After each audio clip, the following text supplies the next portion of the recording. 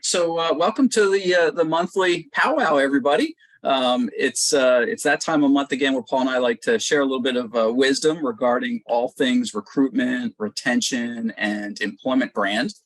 I want to introduce the topic a little bit. Most of you know I had vocal surgery last week, so you get to listen to Paul for almost this entire hour because I'm on a voice count restriction, basically. So I'm probably not even supposed to be doing this. So don't tell the doc. So after I make all the introductions, I'm going to turn things over to Paul and go off screen, and I'll be hovering in the background with all of you. So this month, we want to talk about this idea of a recruiting funnel. And I'm sure for those of you that maybe have ever been in sales, or I know you interact with sales, you know about the sales funnel. And so, Paul and I looked at this, a while back and said, there's a lot of truth in not only a sales funnel, but in how we're selling to our candidates. And so Paul's going to walk through today the 6 steps of the funnel, what it takes to draw people into your funnel, but then just as importantly, keep them moving through that funnel so that what comes out the bottom is a good quality candidate who accepts your offer. If you want to advance there, thanks. So, one of the themes that we've had all year with our webinars stems from this idea that it seems like these, quote, younger generations are so entitled, they're demanding or whatever. But the reality is we've heard that from every generation since the dawn of time. The reality is that the whole labor force has changed. COVID really just blew up everything. And we're dealing with what's coming out the backside of that now, which is people's expectations have changed. Their ideas of service have changed. And so, what we want to share with you this month is the way that how you keep up with this. How do you fulfill your candidates' needs, your employees' needs, so that you're making it almost impossible for them to not want to join you once they're into your funnel, right? We want them to be pounding on your door, not saying, well, if they offer me, I'll think about it as I'm considering 6 other offers, right? We want them saying, I hope this company, it makes me an offer. That's the goal that we want out of this recruitment funnel. So you're gonna spend the next hour with us. If you're here to listen to some strategies that have been decreasing in effectiveness, we're going to share some of those with you, because the reality is that the way we've done it in the past, it doesn't work anymore. You guys know this. You've seen it. You've seen the dynamic switch. And so we want to show you what does the new market look like? What are people expecting? How do we have to recruit today? And it's our belief that this isn't just about today, that this is really about the not so distant into the future, how things are going to continue. I don't believe, Paul doesn't believe either, that this little bubble that we're in is going to significantly change, that this level of expectation, this shortage of workers, shortage of talent, shortage of skill sets, there's no end in sight. So we really do have to look at what we've done in the past and ensure that we're not continuing to repeat the mistakes of the past. You're probably all getting ghosted now, right? Like these people that don't show up for interviews, or they're great candidates and they don't show up for the first day of work and you never hear from them again. Again, we can go to cocktail hours and drink our sorrows away on this topic. I don't see it changing, okay? And quite honestly, I think if we really look at ourselves, 10 years ago, we were probably ghosting candidates. So not everybody, mind you, but HR did get a reputation for not calling people back and not being attentive to them. And so we want to, again, get it to the point where candidates want to talk to you. Like they're hoping for your call, and when they get you on the phone, they're fully engaged with you. Then the final thing is, how do we keep them engaged throughout the process? So some of you, especially in banking, we have a lot of bankers on today. You guys have probably a little bit lengthier process just because of some of the like credit hurdles and things that you've got to cover. So how do we keep people from, the time that we last shake hands and say, we'd like to offer you a job, it's a conditional offer and we're going to run all of these checks on you. Well, those checks take, how many days, a week, 2 weeks, whatever it is. We want to keep the chum in the water, right? We want to keep them feeding and saying, I can't wait to get started, can't wait to get started. And so part of what you're going to hear Paul talk about too in this funnel is our job doesn't stop once the job offer is made, right? They still haven't started yet. So there's still pieces of this that we want to keep them actively engaged and excited, waiting for their first day. So why do we do this series? Well, it's free, right? Because we're asking you for your time. We didn't want to ask for your money. It's not not the MO here, because we believe in sharing things that we've learned from clients with other clients, because it builds everybody up. And we enjoy people thriving. I mean, we get comments on these webinars, oh my gosh, you guys solved a problem, or hey, you guys helped me to figure something out I've been struggling with. And we get a lot of professional satisfaction out of that. So we do want you, and that's why one of the things we love about keeping these relatively small in terms of our webinar size, because we want to make sure that we can have active conversation with you. So the chat room is open and you can feel free to raise your hand too and say, make a comment, because we want to make sure that at the end of the hour together, you've heard what you need to hear. So a quick blurb for next month, if you want to get it on your calendar, we're going to talk about 7 questions you have to ask yourself in order to hire the talent you need tomorrow. This is not about interviewing. This is about the things we have to ask ourselves as business people, and the things we have to be talking to our executives about. So if you're interested in that topic, the link is already out there on my website to go ahead and register for that. Again, it's the second Wednesday of the month at noon Eastern. So what are we going to chat about today? Well, we're obviously going to look at these stages of the candidate journey. What we want you to take out of this is, when you look at these stages, that Paul's going to share with you, how do you plan for each stage? Like, how do I make sure I'm knocking it out of the park at each stage? And we're going to discover that today.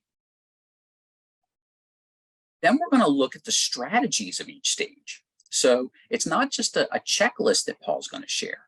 There's a certain way to go about implementing each of these stages. And what's cool about the funnel and the things that Paul's going to share with you is that every workforce is different, right? So it's not a cookie cutter approach. So the strategies he's going to show you are broad enough for you to say, okay, I know how to adapt that into my experience and what I want my candidate experience to be like. And then the final thing is how do you then use that opportunity to engage candidates even before they apply?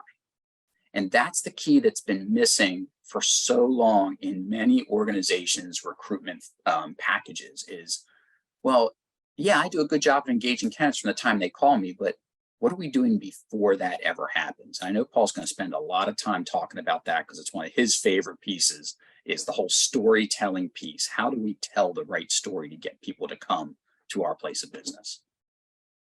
So that's what you're in for the next hour.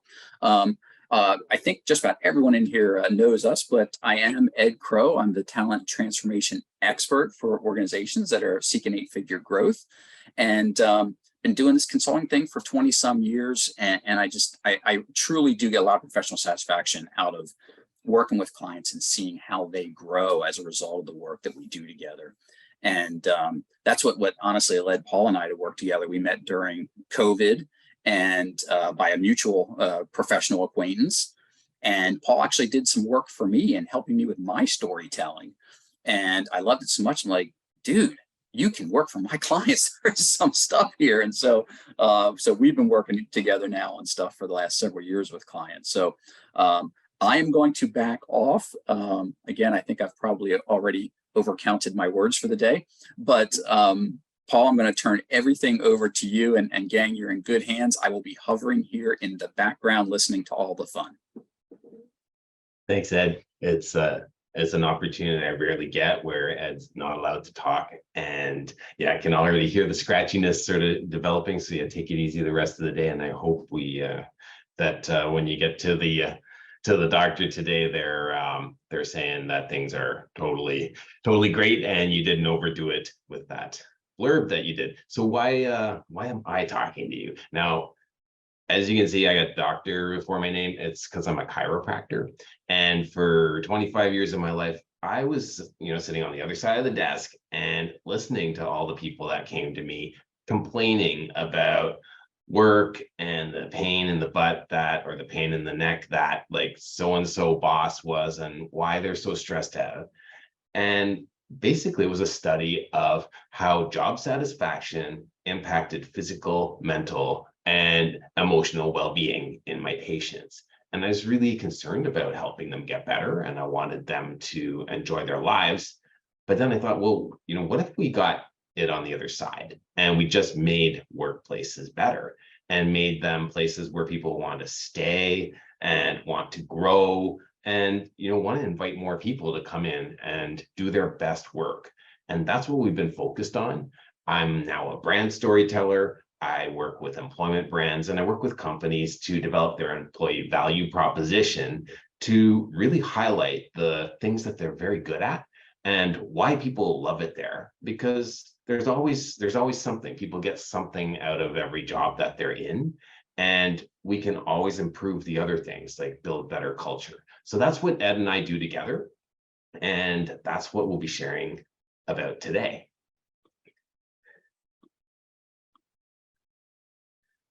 Oops, going backwards here. Let's go forwards. Why am I going backwards? Apologize for that.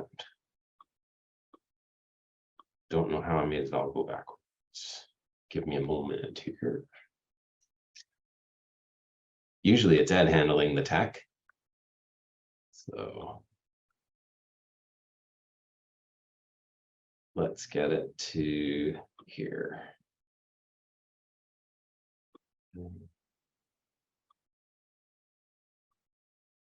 There we go.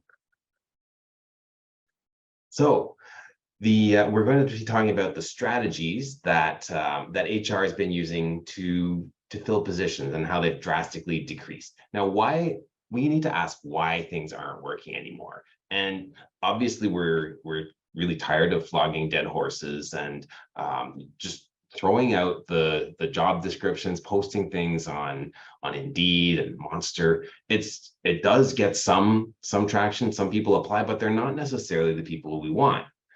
And why are we going backwards? Here we go.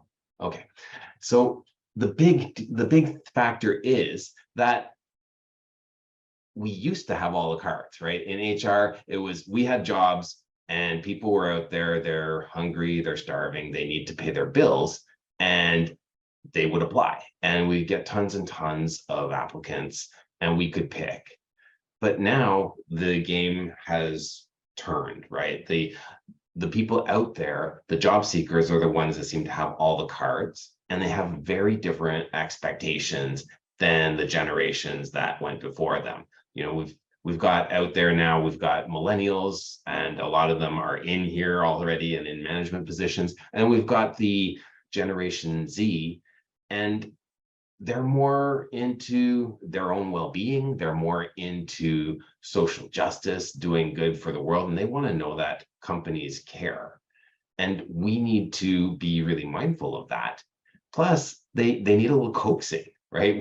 We have to invite them in and make them feel welcome. So it's really a matter of understanding how generational differences are affecting the people applying, and we have to attract them possibly away from another job that they kind of like, and show them that it's better here.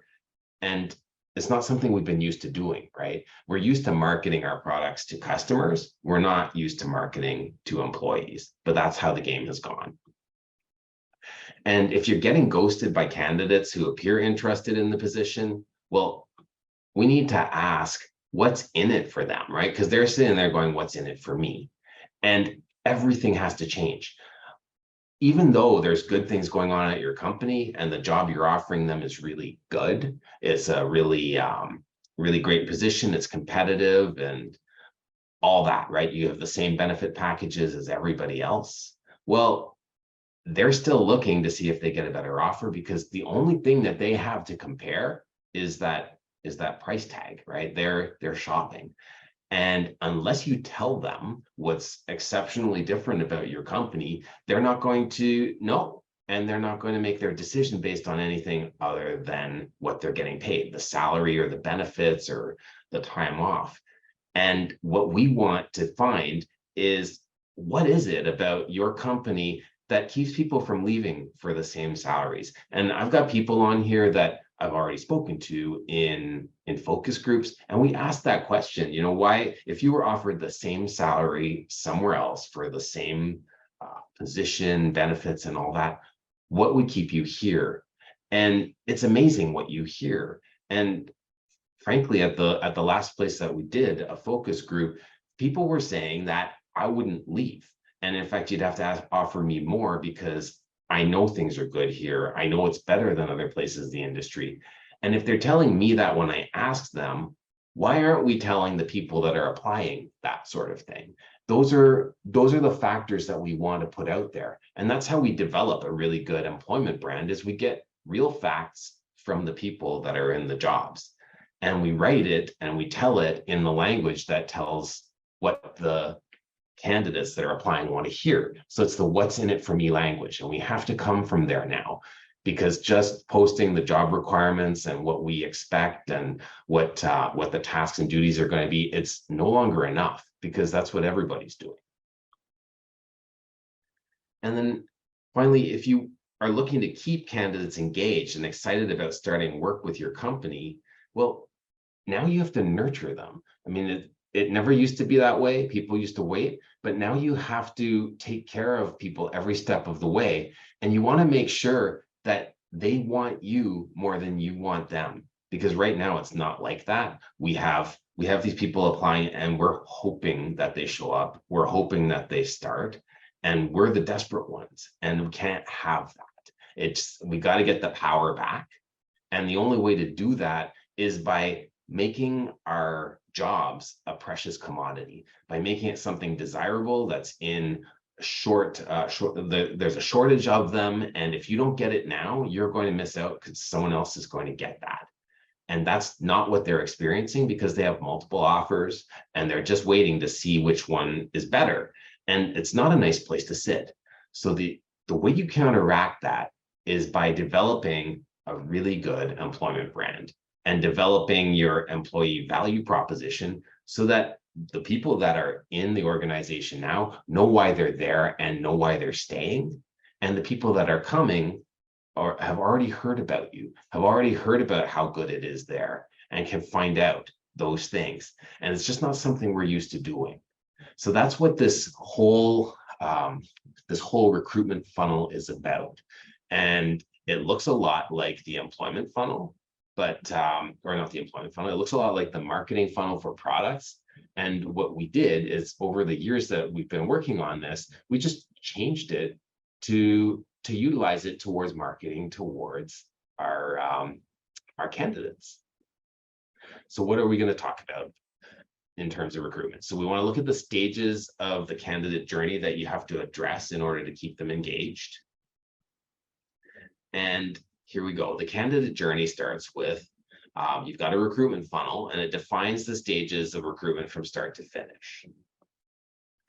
And the journey through the recruitment funnel, you're narrowing that pool until you get just the right person for the job. Because at this point in the game, we're usually like, wow, if we have bodies here and because we're desperate and we have all these gaps and these open positions, we need to get people in there. So we're looking for almost anyone, but we don't want that. We want to have people that are waiting for the right job to open. And that again happens when people are seeing your jobs as precious commodities. So first, candidate generation. That's the top of the funnel. And they have to be aware of your company. They need to know it exists, right? And so there are companies out there, right? If we're in the banking industry and we're looking at the really, big ones, big six, like Bank of America, people have heard of it. But if you're in a smaller bank, it's just if they're in the region, maybe they know about it, but otherwise, what do they know? We have to look at our awareness, and that can be done through our marketing in general to customers as well, because people in the community hear about you. But we also have to consider, let's put out some marketing to people we want to offer jobs to.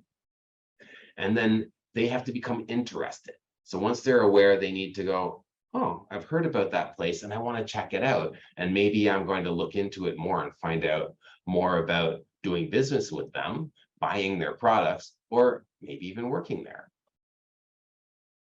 Then we get to candidate nurturing, because now they're interested. And as they start to want to get more involved with your company, if they were looking in your store, say to buy a product, you want to nurture that customer, right? They expressed interest, they didn't buy, so they leave. So you want to send them a little message about, hey, we're having a promotion, and if you buy this today, you're going to get something else.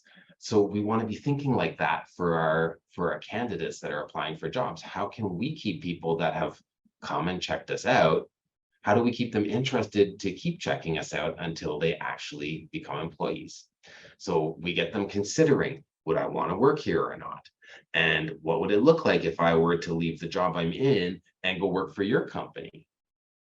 So that we get them to actually take the plunge and apply. So this is like when they're going in the store and they're thinking, I'm in the market for buying a new tablet or something like that, but I don't know which one I'm going to get. So we want them to be thinking, if I am going to get a new job, it's going to be at your company.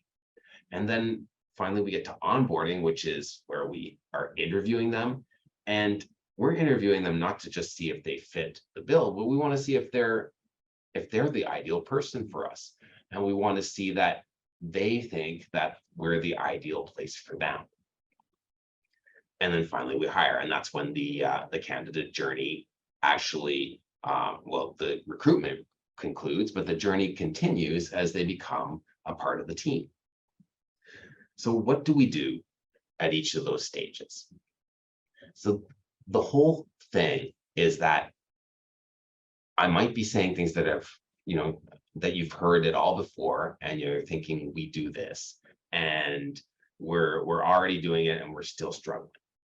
Now, we can promote things. You can put things out in every channel. You can be posting on LinkedIn all the time. You could have stuff out on, going out on Twitter. You can have blogs. You can have everything being done right from a content generation point of view. But if you're not putting the right story out there, then it's going to have zero impact.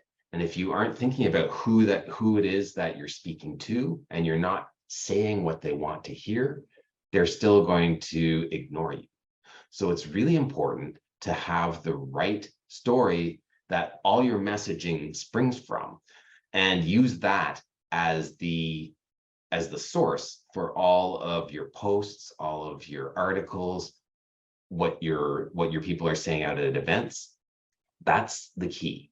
So getting that right information is what we're all about. So when it comes to creating awareness, what we need to do is make sure it's generated from the place that the company comes from. So it goes back to when you start a company and you build a really successful company, we look at what's the vision of the company, what's the mission, and what are the values. And usually we'll go over that with the employees when we start, and then it kind of ends there. But all good companies, when they really thrive, everybody buys into the vision and mission of the company. The employees are helping to deliver on it. And ultimately, through our brand, it goes out to the public, and the public buys into the brand, and they start to believe in what the company believes in. And they want to adopt the vision and mission as their own vision and mission. And that's what we want to see happening through our recruitment. So what are the effective strategies you can employ at each stage? So to generate awareness, we're looking at marketing campaigns, talent research, and data insights. And this is really important to consider, is who are you who are you looking to attract for jobs? If it's entry level, you're looking at the younger people that are entering the workforce, people starting out their career. You need to be aware of where they get their information and how they check things out. And if you're looking at Generation Z, they're into those social media platforms like they're into Instagram, they're into TikTok. And I know it's, I mean, to me, I don't want that on my phone because I don't need to be spied on by other countries, but like, they're all there, right? That's what they're watching. So I don't know if it fits for every organization, but that's where people are. And these data insights, they provide us with ways to reach people. And, once you know where the talent is, you need to go where they are and meet them. And then when we're generating interest, what we want to do is we want to start engaging with them. We want to give them a way to check us out further, to be able to understand who we are, what it looks like in our organization, and what people do when they're going to work. So going to events where people that could be candidates are. So at the colleges and the universities, and going to different trade shows and talking to people and getting them interested, having people that are working in positions in your company that really like it, talking about how great it is to work there and how much they enjoy and thrive and grow in the company. That's going to really help. And if you have that on video, if you capture that, right now we're with the work that we're doing to generate the employment brand and the website at IBC Bank, we're interviewing people now. We've identified people that said they like it here. I was talking to Cynthia and I'm like, well, these focus groups, they seem to be going really well. You must have picked all the nicest people in the company and everybody that you knew was going to say good things and stuck them together in groups, because I talked to like 5 focus groups over 3 days. My head's spinning. I talked to 45 people and I got nothing but good comments and pure gold about what's going on in that company, why people stay, and what they see as really valuable here. All that information needs to be transmitted to the people that are interested. So we'll be generating videos very soon. We'll be talking to people and approaching them to see if they'll share their stories about how it's been for them with the company and how they've grown, why they made choices to be here instead of at another bank, and why they see it as a place that they won't leave. What do they think is different from other financial institutions, and why do they see this as the place to continue growing? So these sort of factors, when you share them in social media, in your campaigns, and you can get people interested that way, it gets that buzz going about, wow, I hope I could get a spot there. Then moving people to the considering stage. How can people that are interested engage with you? If you look at HubSpot, which is a company that it handles inbound marketing. It's an online company that a lot of corporations or companies use to handle their media and how they communicate with customers. Well, they have an Instagram channel that is all about what it looks like behind the scenes at work. And people are posting about what they're doing on the job and how much fun they're having. There's a lot of goofy things happening. And the company really gets to show its personality. So it's much like having your own Instagram or Facebook account where you get to show what's going on with yourself, your family, where you've been traveling and what you've been doing. But here, the person or the personality is the company that gets to share who they are, what things are like, and where people are going and what they're doing. And this needs to become part of the culture at the company, where it's okay for people at the company to post things and to share things with guidelines and criteria, of course, but we need to trust people that they're going to be able to share the right things. And of course, if we've vetted our employees well and we've trained them well, they're going to have respect for the company. So having people out at events, and I know that that with IBC, you're out in the community a lot, and you're all not just encouraged but expected to go and do good things for the communities you serve. And getting video footage of yourself at a walk, for cancer, or when you're doing some community service, or you're showing up at different events, not just pictures, but video footage of doing these things and how much fun you're having, that creates buzz. And when people can comment and say, wow, it's so great to see you out here, and that we want to participate with you on that, it gets people to want to be a part of it.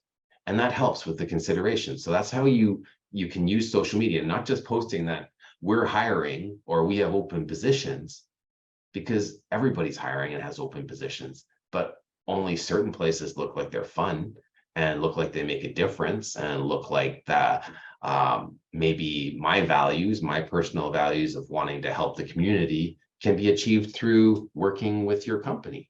So that's really important, because alignment of values is what the generations are looking for now. And it's just been increasing and increasing as you get younger and younger generations.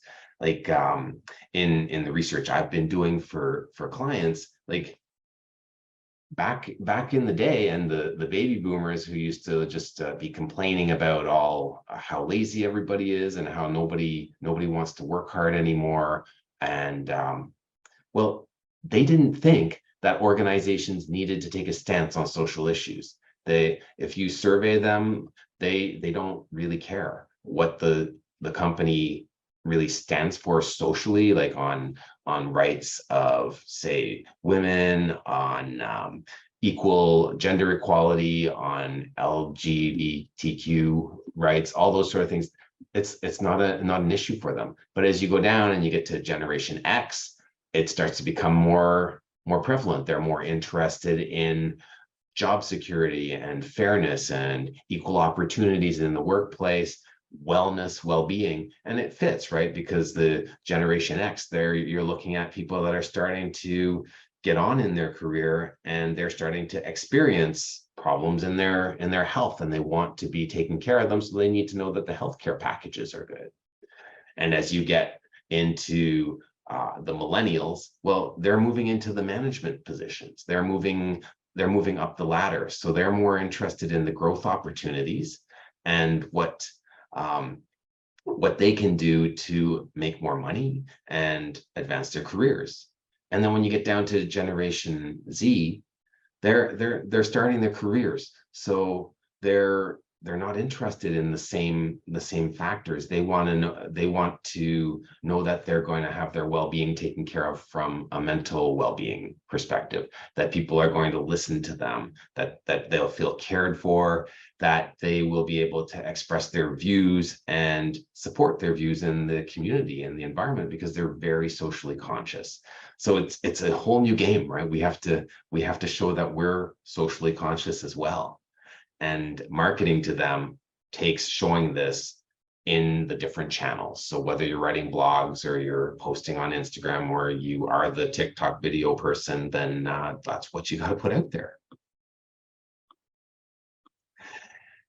And then when it comes to the application process, it cannot be complicated, because I can't remember what the latest stats are, but through your smartphone, that's how you need to be able to do things. And I know that Generation Z, that's the number one thing that they use for doing any sort of searching online. And as you go up, more and more people are using computers and desktops and tablets, but your application process must be able to be done right on the smartphone, because if it's not, you're losing people. So you have to make it effortless. And you can't have people do redundant information data entry, because they're not going to do it on their phone. So it has to be easy to upload your resume, populate all the data that you need to have in your in the application process. And what I was looking at as we were working through bridging how the IBC bank process was going, I saw you can upload your resume and it will populate, or you can fill it out. But we got to smooth out the hitches, because anywhere where you can lose people because technology gets a little tricky, people drop off, they're on to the next place. So it has to be effortless. It has to be done by mobile, and everything needs to be mobile friendly. And then for the company culture and fit, well, we don't want everyone to apply, do we? Right? I mean, when we're desperate, we want any warm body, but we really want the right warm body, and we want people that have already done their homework and figured out whether the company's a fit for them or not.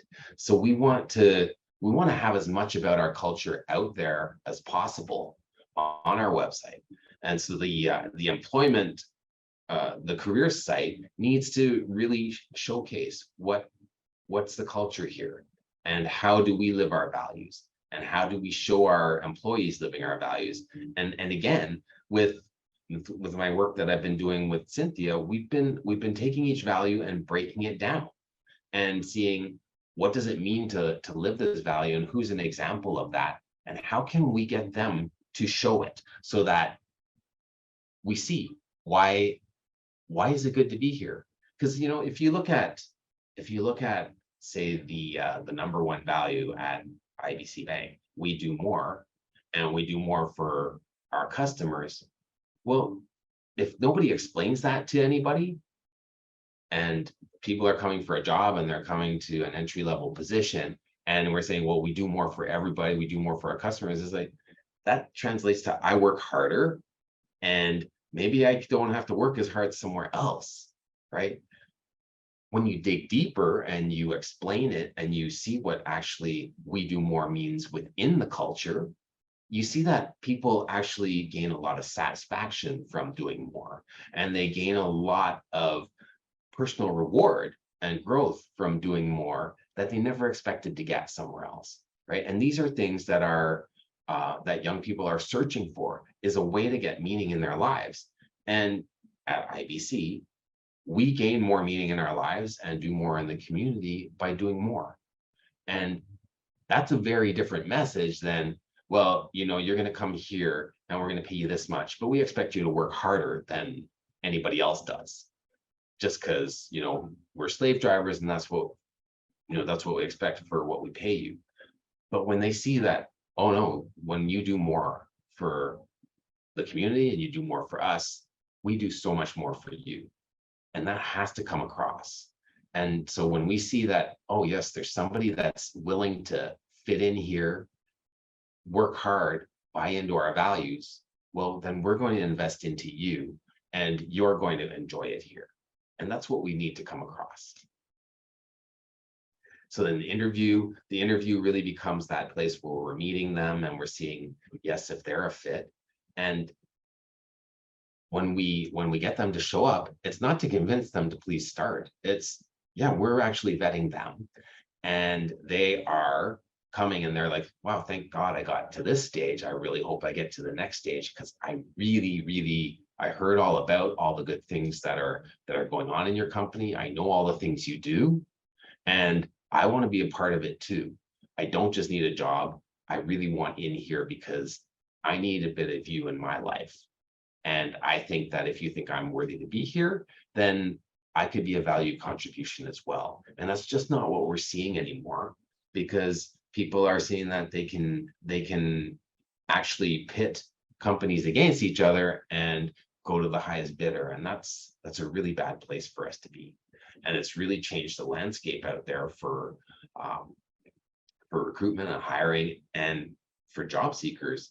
And that needs to stop. We need to get back in the driver's seat here. And it all happens through having a very good employee value proposition, something that you can show that people aren't going to get anywhere else. And so finally, we get to the point where we hire them and we want them to stay a good long time. So that's the candidate journey. And so you'll see that it is exactly the same as a funnel for sales, for marketing to customers, where we start out at the top and we're putting it out to the world that we have something to offer. But we want people to start to get interested in who we really are and how they really fit with our company, not just from a sales perspective, but from a wanting to work here and carry on our mission perspective. And as we start to get people that are more interested, we want to make sure that we go a little deeper and we get them to consider more about who the company is, and do the company values align with my personal values, and so that when we overlap them and we kind of work as one, because I'm now part of the whole, I'm part of the company, I don't feel like I'm lost in it or changing who I am. I'm not losing myself in there because I'm contributing. And so when we get people to agree, like, yeah, that would make sense, and I'm going to apply, we know that in the interview, we're just checking to see if we like them. And if we know that they're a fit, then we already know that they've gone through all those stages of vetting us and making sure that they could contribute a long portion of their lives here. Then that's what we get when we get down to the hire. So that's it for the funnel. And now, how do you use your employee experience to engage candidates before they apply? Well, first of all, you have to, I didn't put the last slide in. You need to show a true experience. And, when you go to company websites and you go to, meet our team and all that, well, those stock images of everybody with their hands in the air cheering and everybody with their hands in the center, and it's like, we do great work here and people love it here. Well, that doesn't do anything for anybody anymore, right? It just means that we're saying the same thing as everybody else, and we sound exactly the same, and we've got that on our careers page, so it's just check. What we need is more real behind the scenes look. We need to pull the curtain back and we need to show real people, and it doesn't have to be really, really sharp or fancy. It just needs to look professional. Like you just need to have people in the building. You can shoot the footage anyway, a little bit of editing, and it can go a long way. So just find who likes it here. Ask questions. The surveys that we did, we just asked people, what is it about here that you like? What cultures and traditions do you like about this place? And people will share things that they actually do like. And even if there are some things that you're concerned about, there are things in the culture that need to be fixed, there's still going to be things that people like. There's still going to be things that there's reasons that people are in jobs and they're getting something out of it.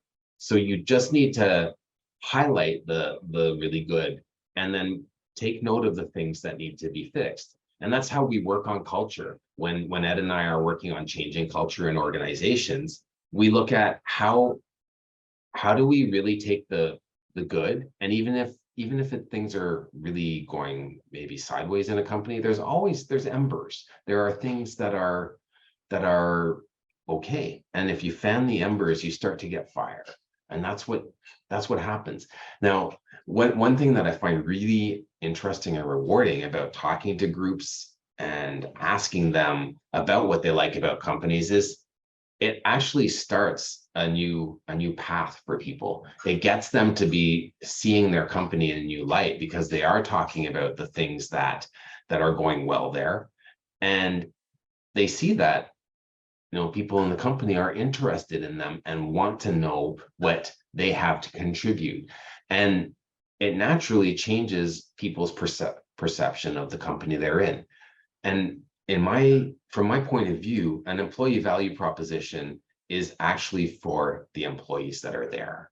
It should be something that is acted on to and continue to expand on so that we're providing better service to the employees that we have, and that we're giving people more of an experience of what they want to be experiencing at work.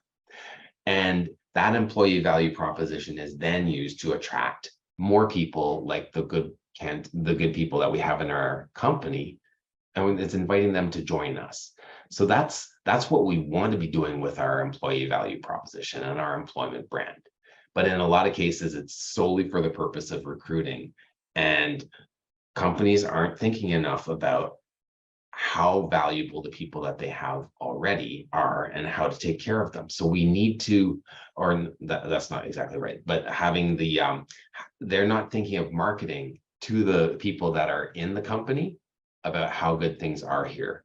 And I was talking to another organization, and the head of people and culture, which is what they call HR there, the head was saying that, well, you don't realize how good it is to not have a headache until the day you wake up without one. And it's sort of like that, people will start complaining about anything when they're used to being in the same old. And until we start to show people, wow, well, isn't it good that this is going on? And isn't it good that that is happening? People don't realize, wow, yeah, that has been going on all along. So the process of generating an employee value proposition and creating the employment brand is really fun, because you get to see the best parts of companies, and you get to see the best parts of people. And for me, it's fulfilling because we're fulfilling values in people, and we're seeing what drives and motivates people. And we're making sure that if there's something really good going on here, are we keeping it a secret? Are we hiding it from the world? And we didn't do it on purpose. We're just doing it because we didn't know any better, and we didn't know that that's what was important to do. So that's what the real source of the recruitment funnel is that story about who we are and why it's so good here. And in the work that I've been doing with IBC Bank, what I've really gotten, which has been really motivating to me, is that it can be really, really good to go somewhere and do hard work to get a reward, to see it make a difference in customers' lives, to see it make a difference in the community, and to see it make a difference in your coworkers. And I've seen that people get really fulfilled by doing that. And that is inspiring. And that needs to be known out there, right? Because in this day and age, people don't necessarily know that giving your all and working hard gets you what you want in life and in the world. And so those are the stories that need to be told. And that's what I really do with the companies that I'm working with. Now, I hope it's adding some insight to how we're bringing our jobs out to candidates and to the market. And I know that we'll be doing more work in getting the story into what we're putting out on job sites and how we're getting things out there. At this point, I'd like to open it up to any questions or anything that we can clarify, or just even any comments on anything that you've heard. If you want, you can put things in the chat. You are muted, but you're able to unmute yourselves and ask questions. I know I've interacted with some of you before, and even if you just want to say hello and pipe up, by all means, do that. But that's those are the phases of the funnel, and that's how we're going to really get things rolling. And it all comes down to, if you have an employment brand and an employee value proposition, you need to pull it out and see, are we actually putting our best stuff out there? Are we showing our company in the best light, in a way that the people out there are going to care about? And in a lot of cases, we're showing ourselves the way that we want to be seen, and we're trying to show off in companies, and we're trying to show ourselves in the best light for business, but we're not thinking what's in it for me. We're not thinking what is that person looking for the job looking for. So if there's anything that I can ever help with in sort of getting perspective on how to say things, or if you think that there's something that's a problem because why are people going to want to take on this role here versus somewhere else or at all?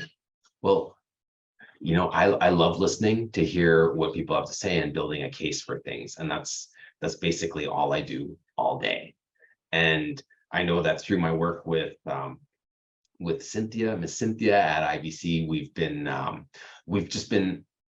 talking about all the different retail positions and things that she is responsible for filling. And all I can think of is what an opportunity. You get in here and this is a whole different path to making a great career in your life than people think as a traditional path. And we have all the evidence in the world to support it. We've got proof, and now we're going to be rolling it out for everybody to see, because there's something really special to consider here.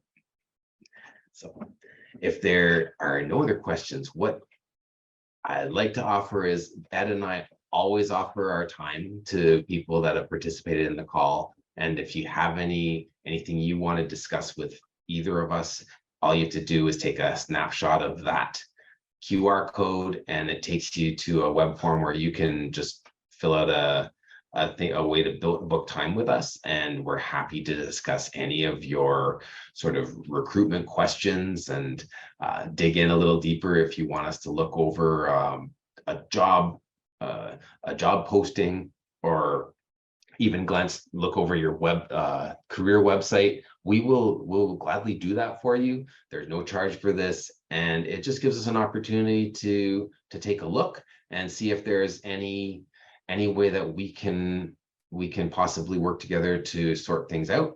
But that's all we're looking to do, is have a conversation. And I know it's coming up on lunch, or it already is lunchtime, depending on what time zone you're in. So I'm not going to keep you from getting your nutrition in. And it's always a pleasure, and I love having the opportunity to interact. So I wish you a really great day, and I hope to be talking to more of you again. All the best.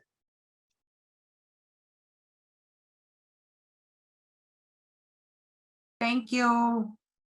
It's a pleasure. Can't wait to talk soon. Yeah. Tomorrow. Bye-bye. Bye.